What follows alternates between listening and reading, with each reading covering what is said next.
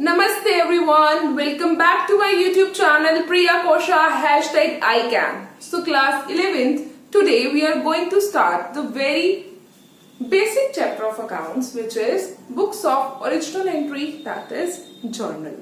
So बच्चा, जो भी हमारी अकाउंट्स की सबसे पहली ट्रांजेक्शन होती है उसको हम हमारी प्राइमरी बुक में रिकॉर्ड करते हैं जिसको हम जर्नल कहते हैं। जर्नल वॉल्यूमिनियस ना हो जाए ज्यादा, मतलब उसी में ही सारी ट्रांजेक्शन हम ना रिकॉर्ड करें, क्योंकि अगर आपका बिजनेस का साइज बहुत बड़ा है और आप सारी प्राइम ट्रांजेक्शन मतलब पहली बार ट्रांजेक्शन उसी में रिकॉर्ड करोगे तो वो बहुत ज्यादा बल्कि हो जाएगा। तो इसलिए जर्नल को हम फर्दर क्लासिफाई भी कर सकते हैं सब जर्नल्स में।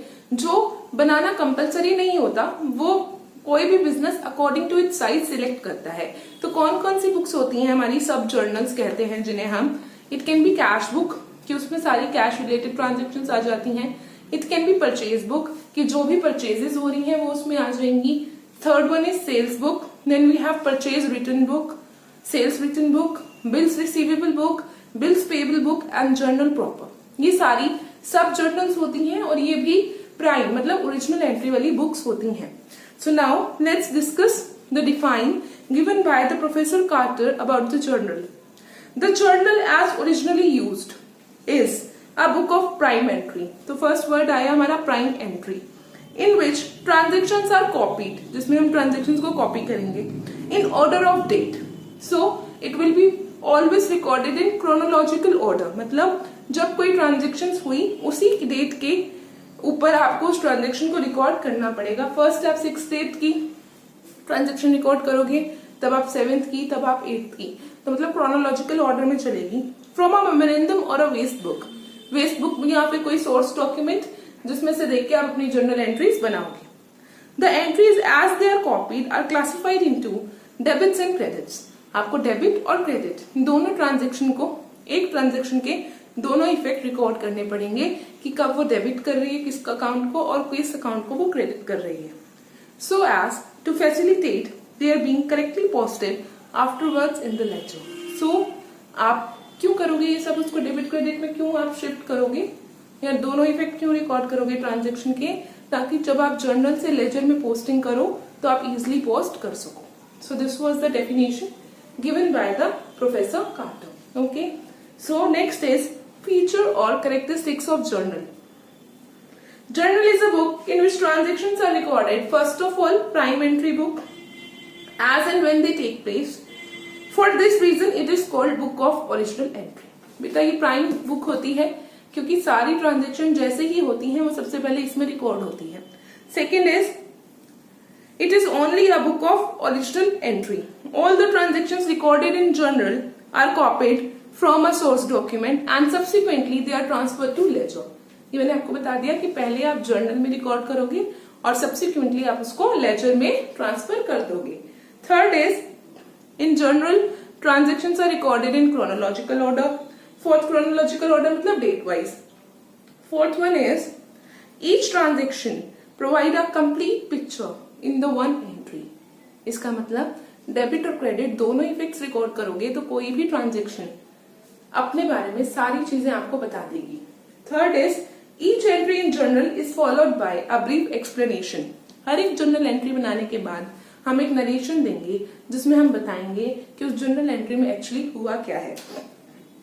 A single journal entry is capable of recording more than one transaction और उन जर्नल एंट्रीज को हम बोलते हैं कंपाउंड एंट्री। फॉर एग्जाम्पल, आपने परचेजेस की, एक साथ आपने 2 सप्लायर्स से परचेज किया है कोई मटेरियल एक ही डेट पे एक ही टाइम पे, तो उसको आप एक ही बार में रिकॉर्ड कर सकते हो। इसी एंट्री को हम कंपाउंड एंट्री बोलेंगे। So these were the features. Now let's move to the advantages. Advantages of journal are as transactions in journal are entered as and when they take place. जब होती हैं तभी हम उसको रिकॉर्ड कर लेते हैं। The possibility of omission is reduced, कि आपकी कोई भी एंट्री ओमिट हो जाएगी या रिकॉर्ड नहीं हो पाएगी, इस चीज की पॉसिबिलिटी कम हो जाती है।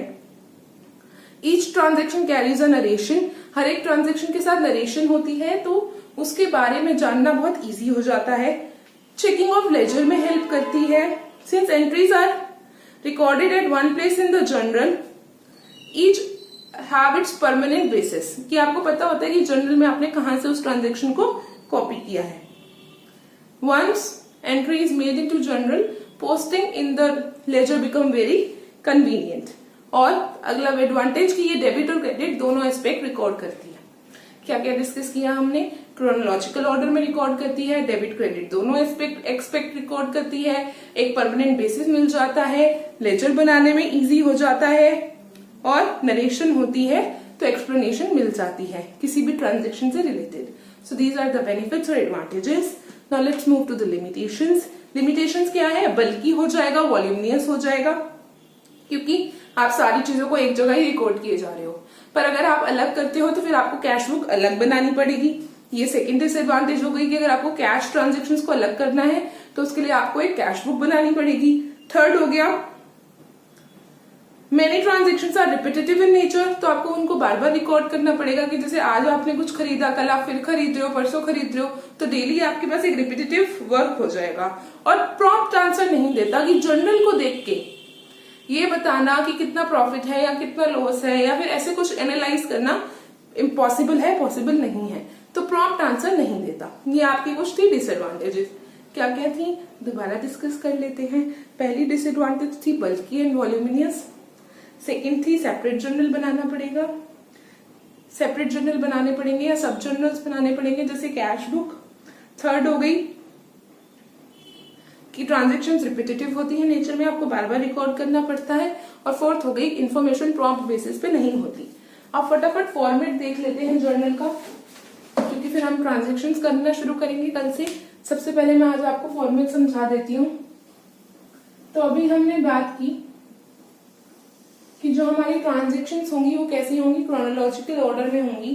तो सबसे पहले हमारा कॉलम बनेगा वो डेट का ही बनेगा, DATE। सबसे पहले जो कॉलम बनेगा वो डेट का बनेगा जर्नल बनाने के लिए। सेकंड हमारा कॉलम होता है पर्टिकुलर्स का। पर्टिकुलर्स में हम हमारी सारी जर्नल एंट्री रिकॉर्ड करते हैं। Then there is one more column for LF। इसको हम शॉर्ट फॉर्म में लिखते हैं और इस LF की फुल फॉर्म होती है लेजर फोलियो। और ये हम क्यों यूज करते हैं बेटा? लेजर फोलियो हम इसलिए यूज करते हैं कि जब भी हम कोई ट्रांजेक्शन जर्नल से लेजर में पोस्ट करेंगे तो हम यहाँ पे उस लेजर का पेज नंबर लिख देंगे, ठीक है।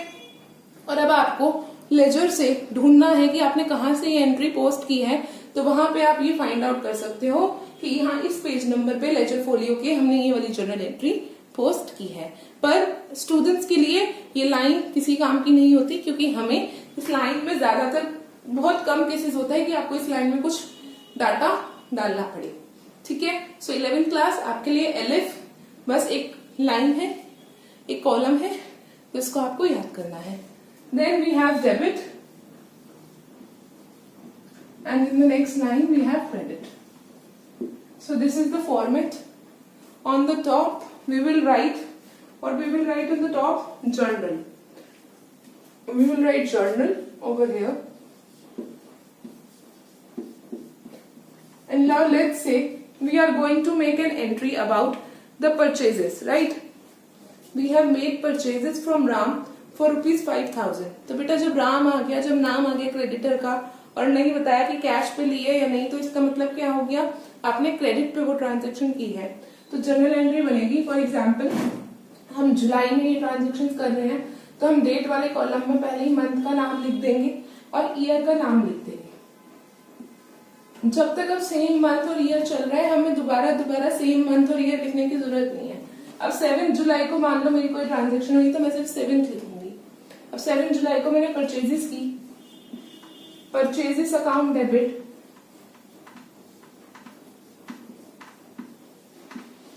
To Ram account. राम मेरा क्रेडिटर बन गया। अब यहाँ पे बेटा आपको ये ट्रांजेक्शन करने के लिए दोनों तरीके के रूल्स आप लगा सकते हो। परचेजेस हमारे एक्सपेंसेस होते हैं, जब हम कोई एक्सपेंस करते हैं तो रूल होता है debit all expenses and incomes, ठीक है। तो ये डेबिट हो गया। और क्रेडिटर्स कौन सा अकाउंट हो गया? पर्सनल अकाउंट हो गया, तो उसका रूल होता है debit the receiver credit the giver, debit the receiver, credit the giver. So Ram is giving you something, Ram is providing you with the goods, in the business, so we has credited him. तो Ram account को हमने क्या कर दिया है, credit कर दिया है, मान लो 5000 से, ठीक है। राम हमारा 5000 का क्रेडिटर बन गया है। So we will write a narration, a brief about the journal entry, purchase goods on credit, purchase made on credit, and we will put a line after one entry is completed. एक line put करेंगे जब एक entry हमारी complete हो जाएगी, इसको ही हम बोलते हैं नरेशन। और फिर अब अगली एंट्री हम यहाँ से आगे यहीं से कंटिन्यू कर लेंगे। तो ये हमारा फॉर्मेट था, ये हमारा फॉर्मेट था जर्नल एंट्रीज का। Okay, now next we have to discuss about goods. बेटा जो गुड्स होते हैं, जब हम अकाउंटिंग इक्वेशन करते हैं तो हम गुड्स को एक ही चीज के अंदर ज्यादातर डालते हैं, वो होता है स्टॉक, राइट। हम उसको कोई भी आगे बाइफरकेट नहीं करते। पर बेटा जब अब आप जर्नल एंट्रीज करोगे या और कोई भी टॉपिक पढ़ोगे तो आपको हमेशा याद रखना है कि आपको गुड्स को 5 कैटेगरीज में आगे क्लासिफाई करना है। Goods can be classified into 5 categories. अगर आप परचेज करोगे तो जर्नल एंट्री किस नाम से बनेगी, परचेजेस। अगर आप सेल करोगे तो जर्नल एंट्री किस नाम से बनेगी, सेल्स। अगर आप कोई खरीदा हुआ सामान वापस करोगे तो जर्नल एंट्री बनेगी परचेज रिटर्न। अगर आप कोई बेचा हुआ सामान वापस लोगे तो जर्नल एंट्री बनेगी सेल्स रिटर्न। और अगर स्टॉक की कोई बात करेंगे तो फिर वो जाएगा किसमें, स्टॉक में। तो गुड्स हमारी 5 चीजों में आगे कैटेगराइज्ड होते हैं। जर्नल एंट्री इन्हीं नाम से बनेगी, स्टॉक के नाम से नहीं बनेगी, ठीक है। तो ये गुड्स हो गए। कोई चीज खरीदेंगे तो परचेजेस, बेचेंगे तो सेल, खरीदी हुई चीज वापस की तो परचेज रिटर्न, बेची हुई चीज वापस ली तो सेल्स रिटर्न, और एंड में स्टॉक, ठीक है। ये सारी चीजें आप एक बार रिवाइज कर लो, कल से हम प्रैक्टिकल क्वेश्चन करना शुरू कर देंगे। ओके बाय, तब तक पढ़ते रहो, अपना ध्यान रखो, खूब खुश